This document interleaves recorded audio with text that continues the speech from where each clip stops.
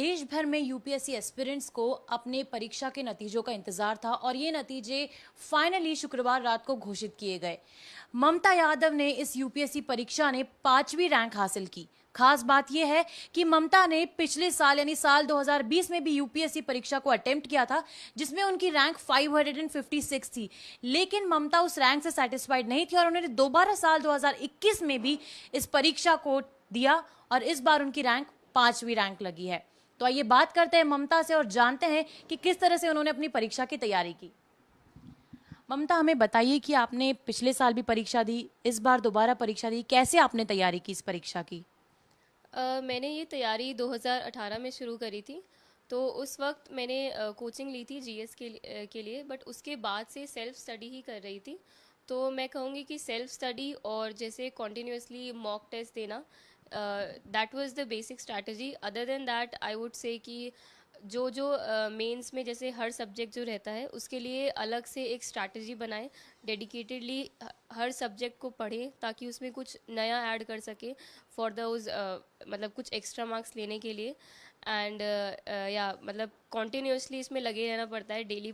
Daily आपको पढ़ता रहना पड़ेगा, ब्रेक नहीं लेना है। तो दैट वाज इट ही मतलब कंसिस्टेंसी इज़ वेरी इंपॉर्टेंट। तो आपने पिछले साल भी यूपीएससी अटेम्प्ट किया था, इस साल भी अटेम्प्ट किया, क्या रीज़न था कि आपने दोबारा से सोचा कि मुझे एक बार और इसको अटेम्प्ट करना है, एक बार सिलेक्शन हो जाने के बावजूद?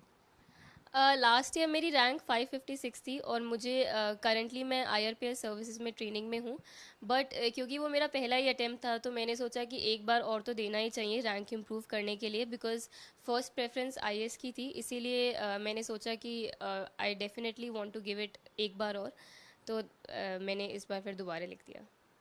तो इस बार क्या आपको एक्सपेक्टेड था कि पिछले बार 500 रैंक आपकी 500 में रैंक बनी थी, तो इस बार आपकी रैंक क्या बनी है? कुछ आपका टारगेट आपने सोच के रखा था कि इस टारगेट पे मुझे पहुंचना है? 100+ की तो मुझे उम्मीद थी कि आ जाएगी। इंटरव्यू भी इस बार लास्ट ईयर से बेटर गया था, बट इस रैंक की तो डेफिनेटली आई वाज बिल्कुल भी कोई उम्मीद भी नहीं थी। तो 100+ था कि हाँ इतना तो मैं रैंक इम्प्रूव शायद कर ही लूँगी। टॉप 5 में आने के बाद एक आप सेट कर रही हैं एग्जाम्पल फॉर वुमेन एम्पावरमेंट, और कई सारी लड़कियां भी हैं जो टॉप 10 में इस बार जगह बने हैं, उस पर आप क्या कहना चाहेंगी? आई थिंक बहुत अच्छी चीज़ है हम सब के लिए, क्योंकि इस बार टॉप 5 में तीन लड़कियां ही हैं और हर साल रहती हैं, बट इस बार मैं कहूँगी कि काफ़ी ज़्यादा हैं। तो विमेन रिप्रेजेंटेशन सिविल सर्विसेज में इम्प्रूव हो रहा है, which is I think a good thing for everyone, for country, society, administration. तो आई वुड से काफ़ी अच्छी डेवलपमेंट है। और आगे आने वाले समय में आप क्या करना चाहती हैं? क्या आपके फ्यूचर गोल्स हैं, क्या प्लान्स हैं? अभी तो मैं कहूँगी कि I am looking forward to the training and learning from my seniors there. और जैसे ट्रेनिंग में भी हमें फील्ड पोस्टिंग्स मिलेंगी तो उसमें जितना मौका मिल सके कहीं भी कुछ सुधारने का, तो वही मेरा अभी फ़िलहाल के लिए गोल है।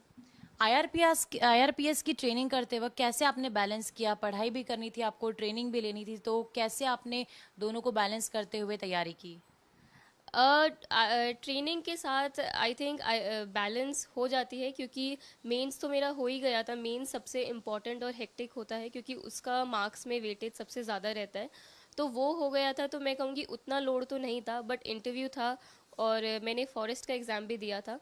तो बैलेंस हो जाता है। कहीं ना कहीं आपको थोड़ा कॉम्प्रोमाइज़ करना होता है कि बाहर मत जाओ, थोड़ा बहुत कम घूमो।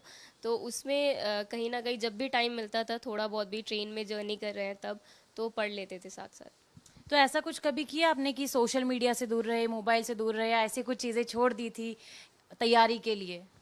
मेंस तक तो मैं सोशल मीडिया पे नहीं थी, बट मेंस के बाद मैंने ज्वाइन कर लिया था, बिकॉज एज आई सेड कि मेन सबसे हेक्टिक होता है और तब तक हो गया था वो। तो उसके बाद से ही मैंने स्टार्ट करा है, उससे पहले नहीं थी सोशल मीडिया पे। एक सक्सेस मंत्र जो आप बताना चाहेंगी?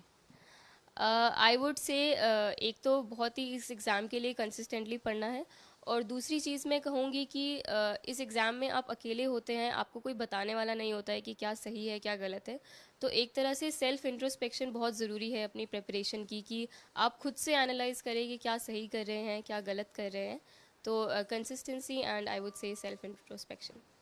और पांचवी रैंक लगने के बाद आपके पेरेंट्स का क्या रिएक्शन था, कैसा रिएक्शन था आपके फैमिली मेंबर्स का, फ्रेंड्स का, क्या कुछ कहना है उनका, और आप पर्सनली कैसा फील कर रही हैं?